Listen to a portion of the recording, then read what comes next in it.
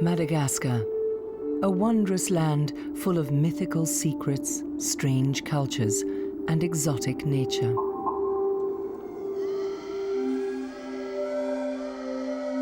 Its shadowy, damp, virgin forests are filled with eerie sounds.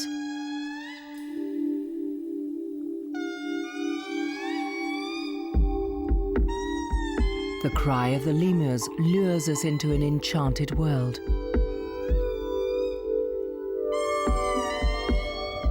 It's no surprise that the native inhabitants developed an unusually spiritual relationship with nature, affected by animal legends, myths, taboos, and ancestor worship.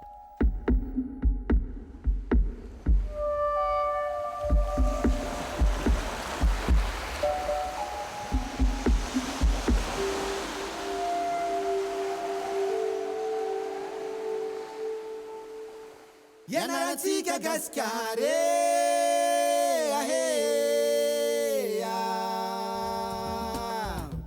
150 million years ago, Madagascar parted company with the rest of the world. This is why on Madagascar, so much is so different. In the northeast, where virgin forest and the ocean meet, there are rare animals with very special abilities.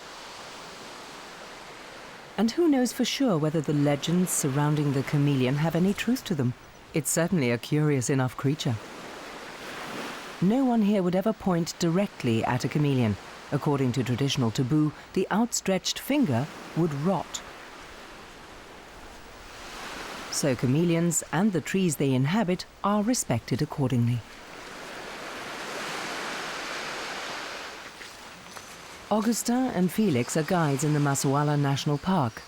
They're experts not only in the myths and legends of the forest, but also the natural relationships and lifestyles of the indigenous animals, like the white-collared brown lemur.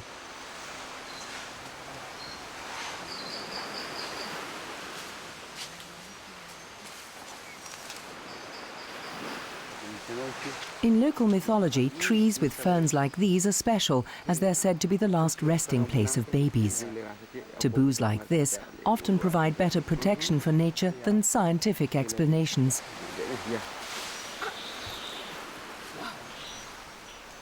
Ancestor worship and belief in animal spirits is all-pervasive. There aren't any associated with the hermit crab, though. Their presence merely indicates that the sea is not far away.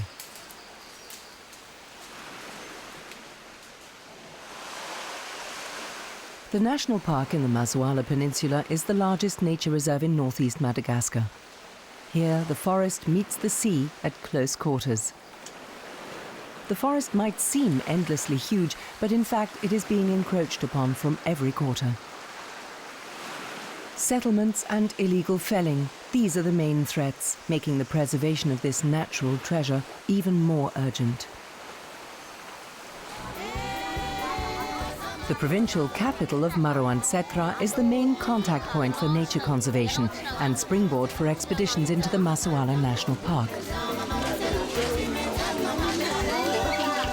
It's also the headquarters of the Angap Nature Conservation Authority, which Augustin and the other field guides work with closely. Augustin teaches children all about nature. He often uses Angap brochures and signboards as his learning materials, as they clearly explain the importance of the protected areas.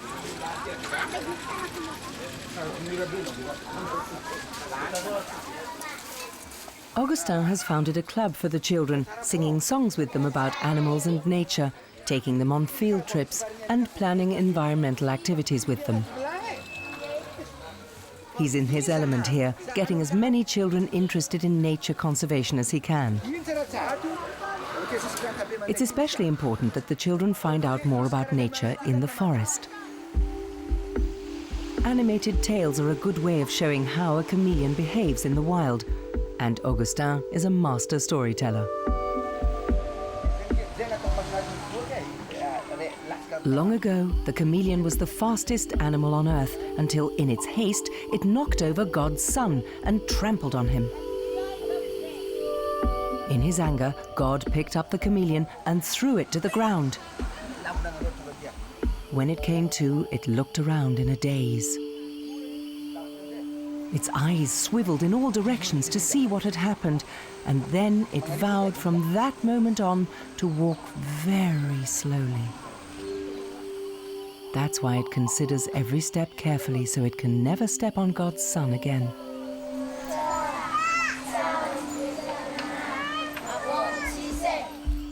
And to this day, the chameleon still moves hesitantly and with great care.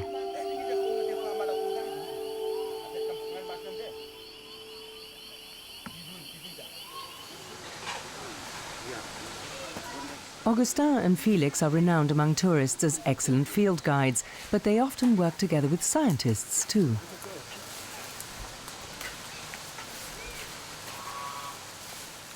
For 3 years they've been counting tomato frogs around the pond in Felix's garden. The exercise is part of a long-term research project to help researchers discover when and why tomato frogs come here. The appearance of many frogs is a sign of a healthy habitat.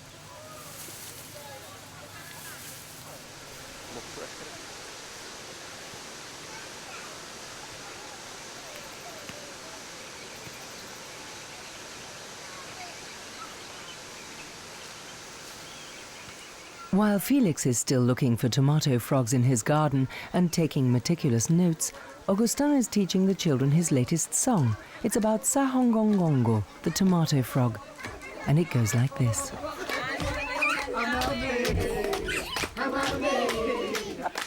The red frog wants to live, but we humans won't let him. Oh mama, mama, let the tomato frog live. This catchy song is not only fun, Augustin hopes it will also help make an emotional connection to environmental protection. The next morning, Augustin meets Alphonse, who is responsible for environmental education at Angap. Today, they're off to the nature conservation area on the Masoala peninsula. It can only be reached by boat as they have to cross Antongil Bay to get there. The bay is in danger of overfishing by commercial fisheries. If nothing is done, local fishermen will not be able to live off their catches for much longer. Only the whales are left in peace. The whale, they're jumping, they're bleaching. The bay is sheltered from the rough seas, and each year the whale cows return here to give birth to their young. In August, you can often see them spouting.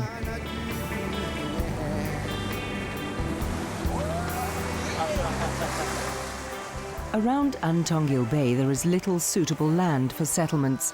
The dense forest grows right down to the edge of the beach. What few villages there are hidden by the trees.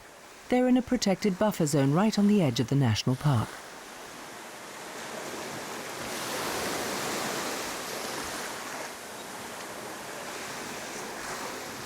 Only footpaths lead through the forest to the houses. Boat trips are expensive and approach routes long and difficult, so any visitors from outside are a welcome change.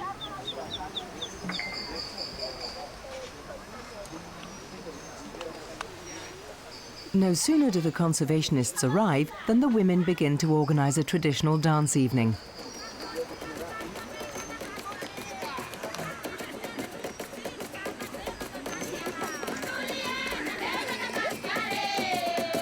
Dancing and singing are deeply embedded in tradition here. They use any excuse for a communal celebration.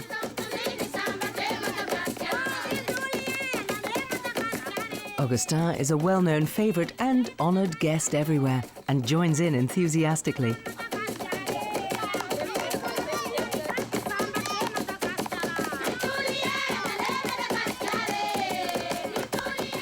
It's an event for all the villagers. You can't be too young to dance on the board.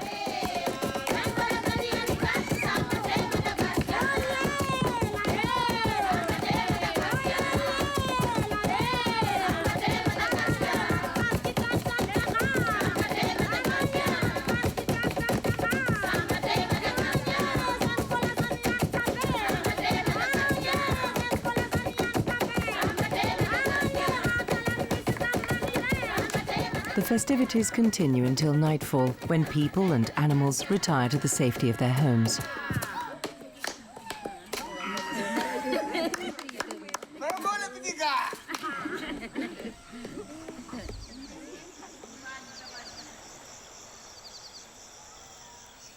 No one goes out into the forest in the dark.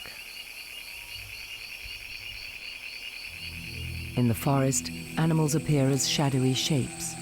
Hardly surprising that they're the subject of so many taboos and legends. Woodland spirits are feared, believed indomitable. Even the all-powerful ancestors offer little protection against them. While some huddle together to sleep, others are just beginning to waken, like the civet, one of Madagascar's few predators. The eye also only appears at night. For scientists, it's a biological sensation and stringently protected. In local mythology, however, it is an evil spirit, a devil even, that is a harbinger of death.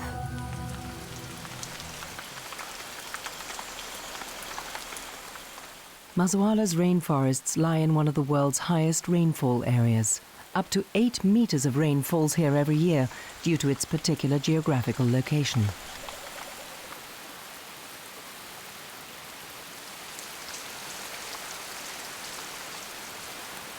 Steep mountains lead the water down from the rain-heavy clouds and store it in the forest. Today, Augustin and Alphonse are walking in the forest with some tree experts. They're accompanied by young men from the nearby village area who are there to learn what you have to do to be a field scout. Ecotourism will be an additional source of income here, so learning about nature conservation also makes sense for the locals.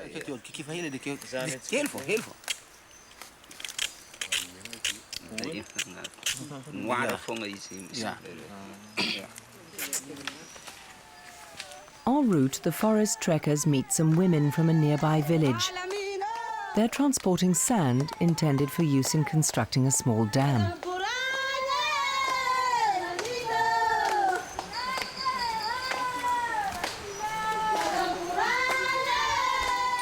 In an effort to provide a long-lasting irrigation source for the rice paddies in the narrow valley, a dam is being built in the forest. ANGAP, the Nature Conservation Authority, supports the construction of the dam, but the work itself is done by the local villagers. Every able-bodied person lends a hand. It's arduous labor, but worthwhile. It will help ensure effective cultivation of the fields, benefiting the village and preserving the forest.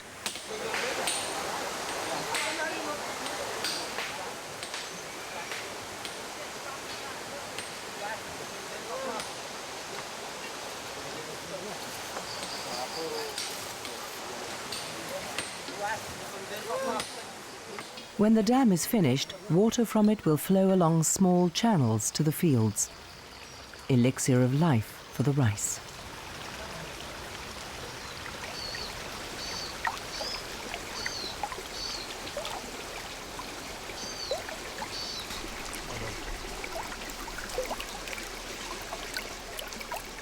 The reward for all the hard work is evident not far from the forest. Rice paddies use every available square meter of flat ground. In contrast to many other land-intensive agricultural plants, rice is always planted in the same fields.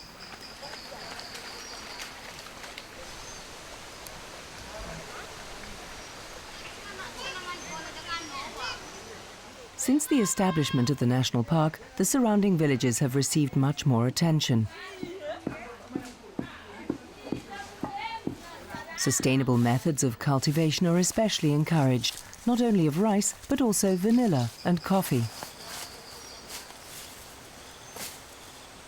A member of the orchid family, vanilla is a climbing plant and conveniently also thrives on coffee bushes.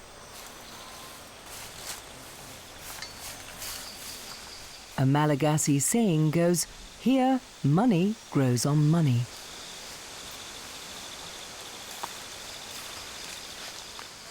And so it was until the prices of coffee and vanilla tumbled on the global market and the farmer's income shrank to 1/10 of what it had been before. Today, relatively little vanilla is harvested and prepared for transport to market. However, the nearby national park is attracting increasing numbers of tourists from around the world, boosting hopes for new sources of income. Alphonse has environmental education on his mind as he pays a visit to Marofototra, one of the biggest villages on the Masoala peninsula.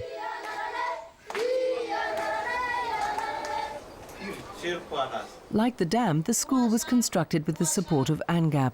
Everyone here knows that only a good education gives you opportunities for the future. Alphonse and Augustin are testing the pupils' knowledge of nature. They're all obviously keyed up, trying to do their best.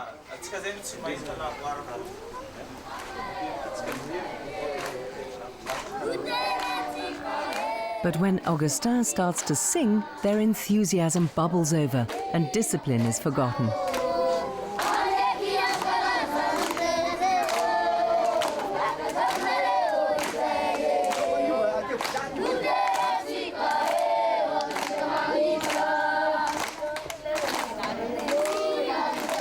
It's an easy way for the children to learn, and they happily follow into the field for more lessons.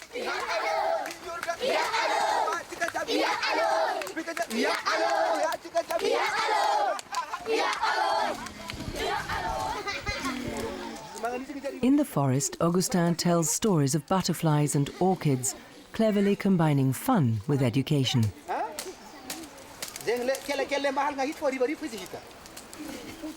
After all, the children will later have to treat nature with care themselves.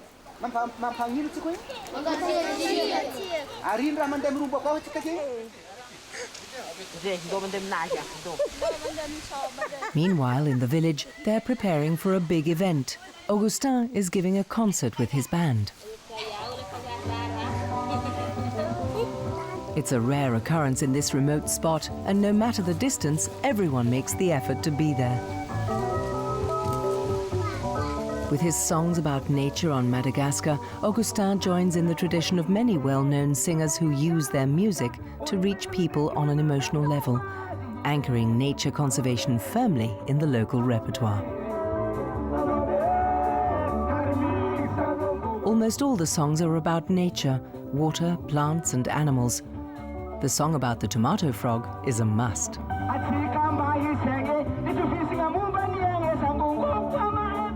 The increasingly rare tomato frog is only one example of the delicate balance of nature.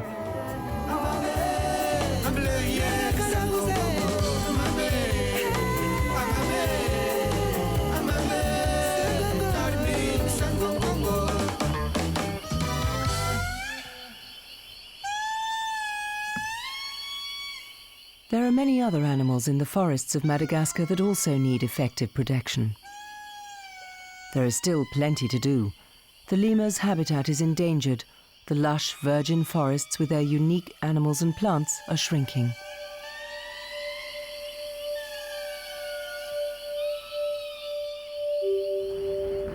But they're only one aspect of Madagascar's wonderful biodiversity.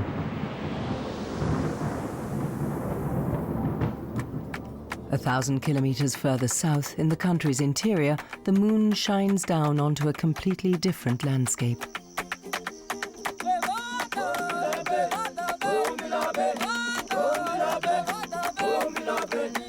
Mountain guides and bearers in the Andringitra National Park sing and dance around the campfire. It helps ward off night spirits and pleases the ancestors, who are, as everywhere else in Madagascar, omnipresent.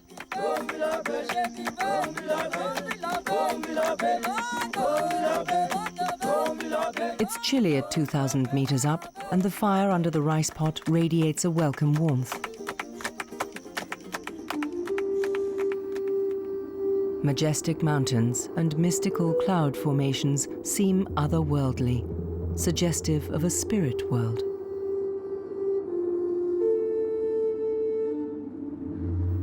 The Andringitra National Park is an unusual conservation area.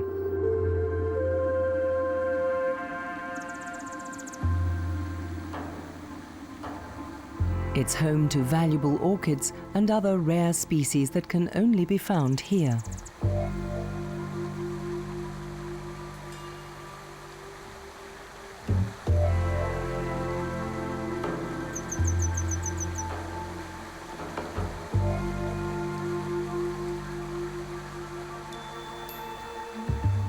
The huge plateau is a scenic treasure too, and here in the national park, this field of orchids is well protected.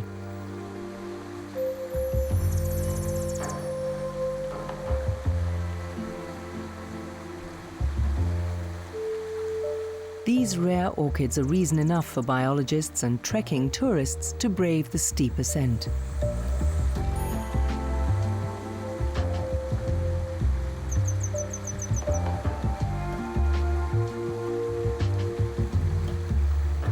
Napoleon is a nature guide. He's inspecting the popular trekking area.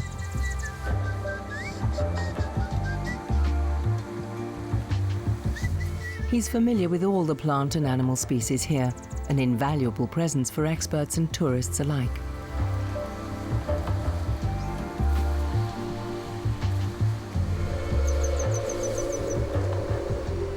The plateau is a gigantic reservoir. There are rivulets and clear streams everywhere.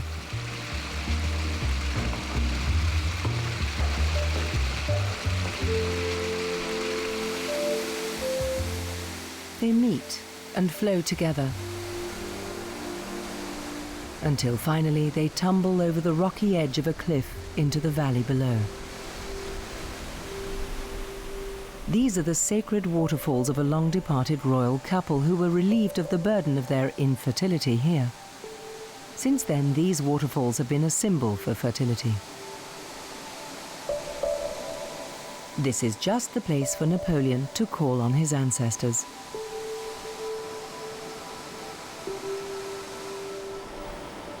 He requests benevolence for all enterprises, using rum as the oblation. The ceremony is known as Fumba and is taken very seriously. After all, no one wants to spoil their relationship with the ancestors. Because respect for ancestors not only guarantees solace and moral support, but in particular, protection and preferential treatment in this life. Napoleon has been around since the national park was created. Roads were built, hiking trails, and a visitors centre too. The national park exists primarily to protect its unique biodiversity, but still attracts tourists from around the world. The visitors centre is run by ANGAP and houses an exhibition featuring the nature and culture of the region. Mira is responsible for visitor reception and gives information about the well-marked hiking trails.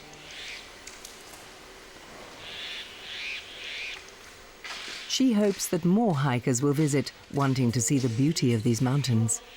A benefit all round for the locals, the tourists, and for nature itself.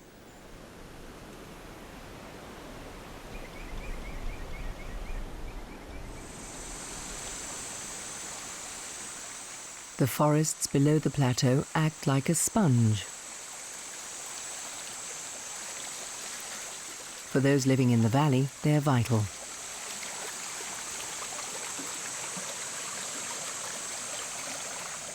Forest and water need stringent protection. They are the key to the survival of everything, wildlife and nature, and above all, of people.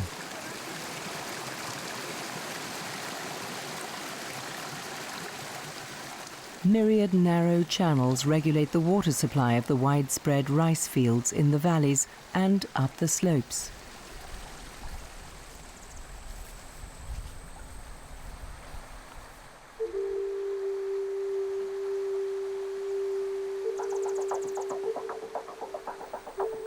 The area is remote, and even though it's now more accessible due to the roads and bridges built when the national park was created, the locals here live primarily off what they grow themselves.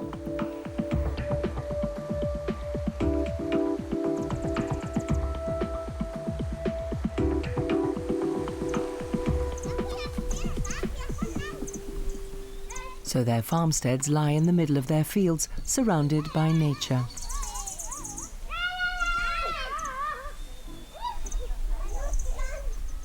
Papyrus grows nearby, an important raw material for the villagers. Sustainability is routine here. They must produce everything themselves, including basic commodities for daily use. The women use papyrus to weave mats, baskets, hats, and other items that sometimes find their way to the far-off markets.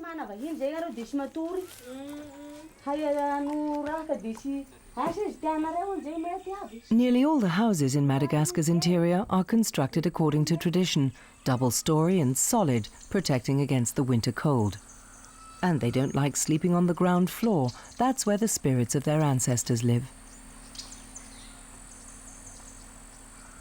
The locals need the forests surrounding the Andringitra mountains to source their building materials, and also as a water reservoir. The forest-dwelling creatures here need protection too. The kata, for example, the only lemur found all the way up into the mountains. Their ringed tails and cute habits make them very popular.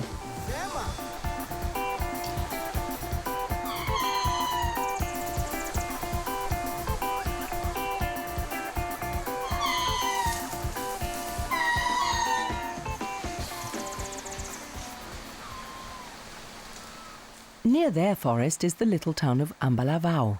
It's famous for its traditional handicrafts. Mara picks these flowers carefully, and not only for fun. She uses them to decorate paper.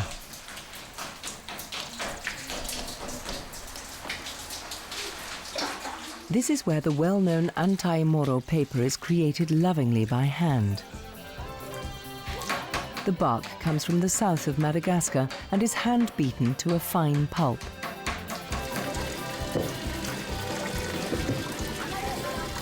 Using plenty of water, the finely pounded fibres are spread out on large sieves. The individual leaves are separated from each other in the pulpy mass.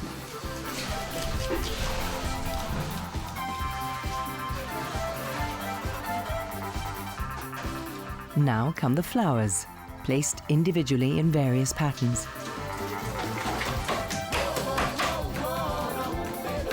And then it's all left to dry. Anti-moro paper is available around the country. It's especially popular with tourists as a souvenir, but Malagasi's give it as gifts too.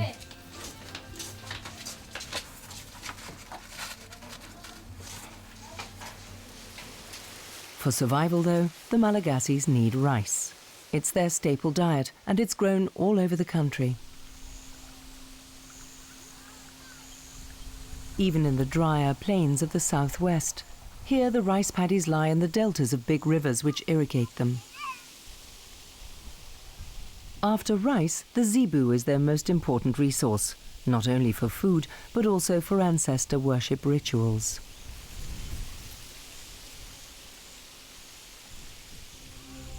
The most striking feature of the landscape is the baobabs. They say that the ancestors live here, so these centuries-old trees are strictly protected. No one can resist the fascinating baobab. Countless myths and legends are connected to its huge trunk. They say that they were planted upside down by the Creator by mistake, and that their roots stretch to the heavens instead of their branches. Mystical properties are attributed to the baobab, and healing powers too, especially in connection with this lake. If an infertile woman washes in its water and then goes to a sacred baobab, she will be cured of her infertility. And seeing these statuesque pillars, who would dare to say they had no magical powers? Here in the southwest of Madagascar, Odile is out with her assistant Yvette. Odile is the director of the Angap Nature Conservation Authority in Morondava, responsible for the Kirindy Mitea National Park and its adjoining areas. It's a huge sanctuary stretching along the coast and deep into the interior. Odile and Yvette regularly travel long distances to visit the forest and the widely scattered villages.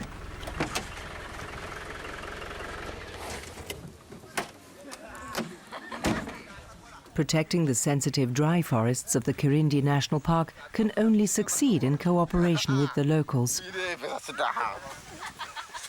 In a little village at the edge of the reserve, Odile and Yvette meet the village elder.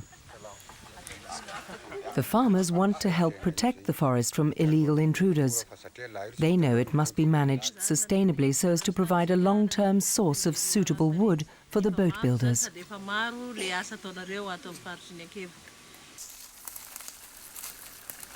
Rangers are stationed here to manage these projects. They live here and serve as the local contact person for the villagers.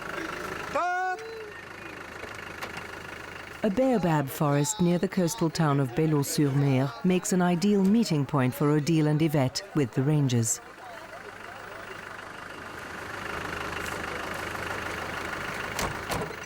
It's a long way to come, and the meeting place and time must be carefully coordinated. From here, they go on a tour of inspection into the interior of the forest.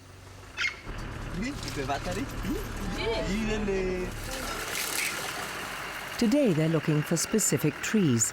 The dry forest is one of the most important resources for boat building, but illegal felling and fire clearance are a threat to the fragile ecosystem.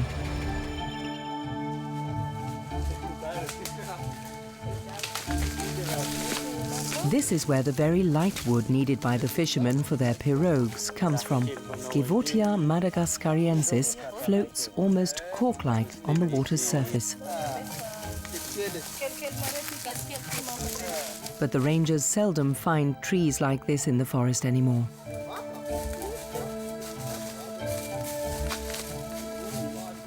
This trunk is over 3 meters in diameter, a particularly fine specimen.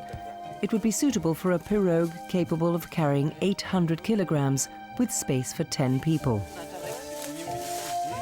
To ensure that future generations of boat builders will still be able to find trees like this, cooperation from the local inhabitants is essential. Without them, this huge area would be impossible to protect.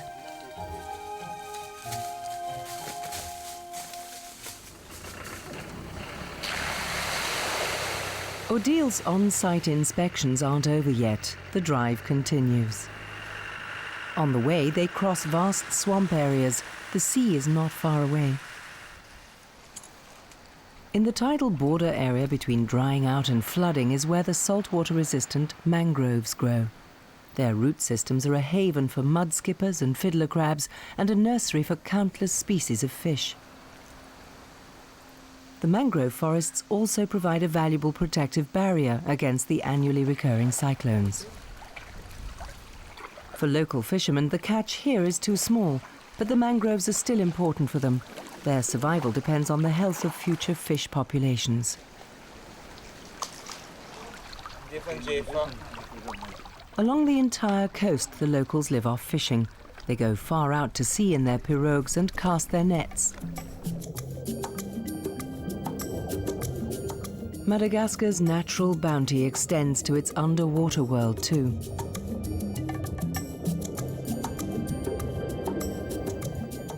The vast reef off the west coast is a fantastic submarine paradise.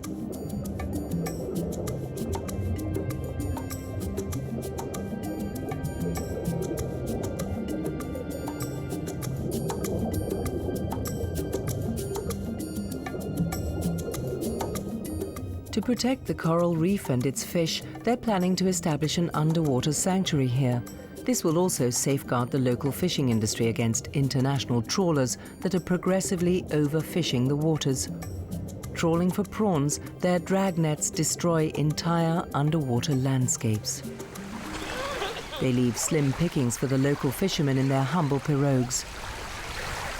Coast dwellers like these here in Bellot-sur-Mer are well aware of their impact.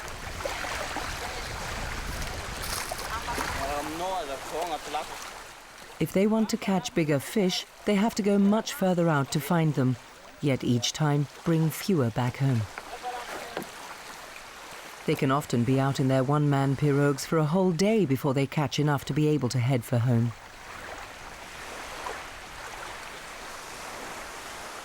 They're not starving yet, but fish is getting more and more expensive. Odile and Yvette want to find out how they can effectively protect the environment in situ. They talk to the fishermen and boat builders to get a clearer idea of the situation. Patrick is from the Vezor tribe and lives almost exclusively from fishing. His pirogue needs replacing every 2 years. The wood is getting more expensive because the trees he needs have all but disappeared from the forest.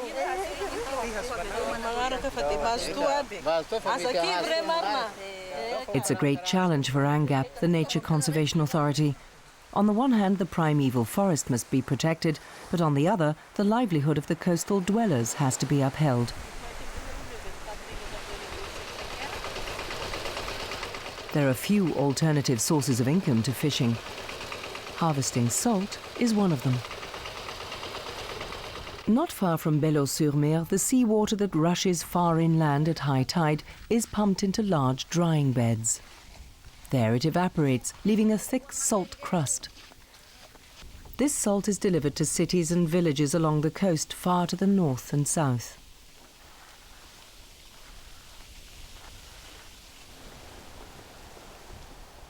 Transport to the natural harbour is not far and is often by ox wagon.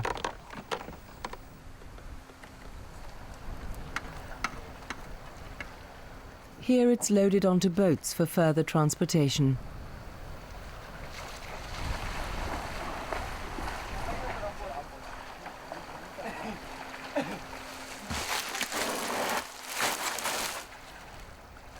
The typical local sailing boats are called boutres and are used as freighters up and down the coast.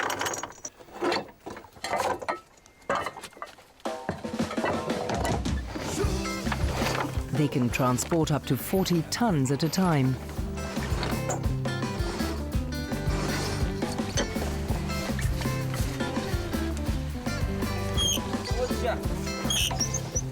The manual craft of sailing is much in demand.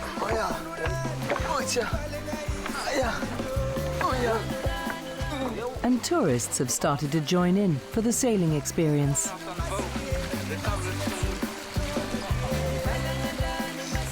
The journey time depends on the wind, and if it decides not to blow, a short stretch can take days.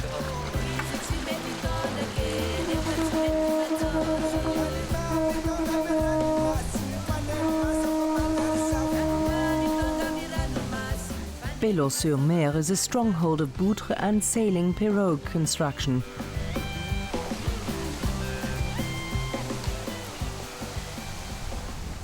The children build their first boats early, with evident enjoyment.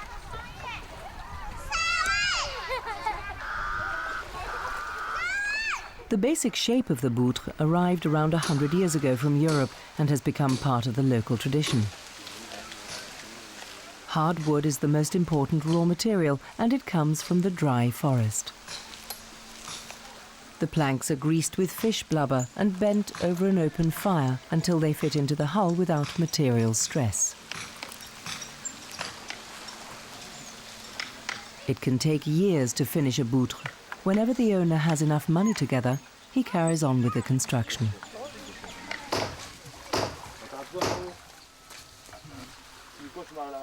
Odile and Yvette need information from the boat builders. They're complaining about the increasing scarcity of wood.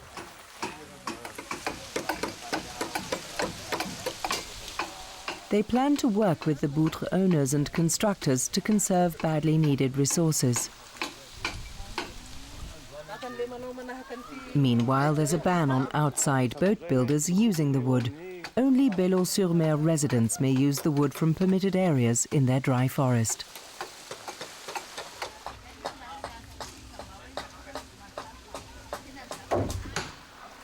To local children, sailing is second nature. They climb the rigging from their earliest days onwards. The Angap Rangers pay a visit to the local healer, Vexé. Vexé is an authority. His word is law here. Like many other healers in Madagascar, he has a particularly spiritual connection to nature and uses the forest's natural resources for his medicine. He doesn't go into the forest anymore. He leaves that to the younger folk.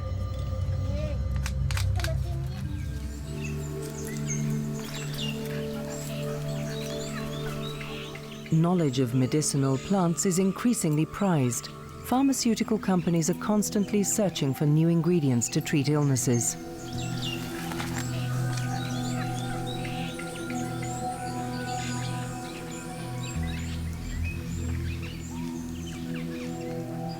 There are many plants growing in the thorn forests of southwestern Madagascar that have not yet been registered, either biologically or medically. It's a field that is still wide open to research.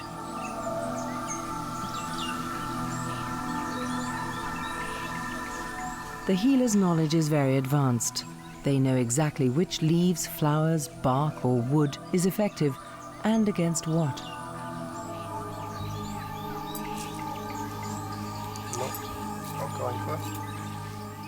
In the forest itself, they fear only the spirits. There are no dangerous animals here, though the animal kingdom of Madagascar teems with bizarre and unusual creatures. And they must be protected in the virgin forest, on the mountains, or in the dry forests.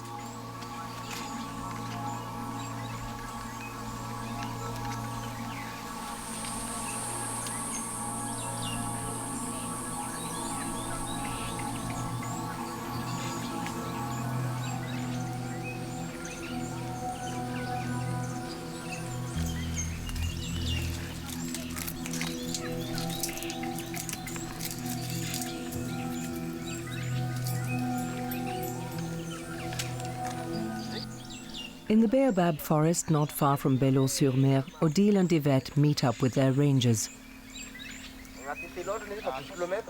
Logistics in this vast area aren't easy. Distances are long and many villages are almost inaccessible.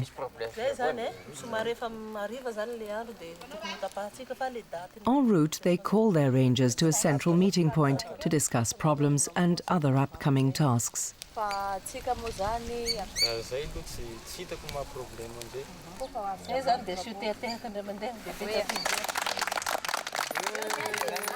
And of course, they celebrate afterwards, as always in Madagascar.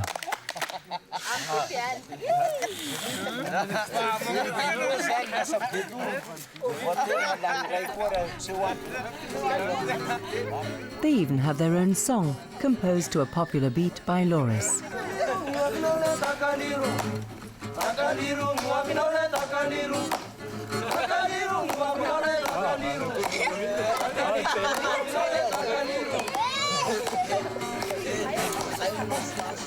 Perhaps that is the right way to make people aware of environmental issues.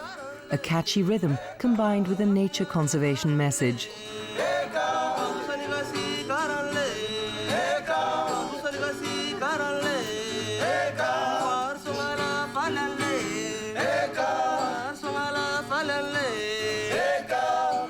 Much has already been done.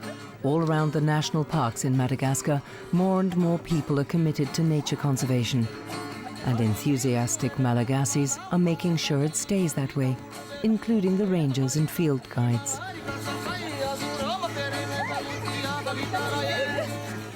All for Madagascar, this mystical land of fascinating nature, exotic culture, and sheer magic.